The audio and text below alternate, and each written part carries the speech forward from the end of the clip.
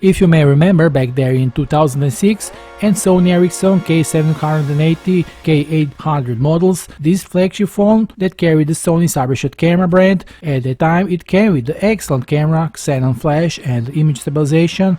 Let's see what it might look like if we resurrect it today. We present the Sony Cyber-Shot K8 2023 concept smartphone in this video.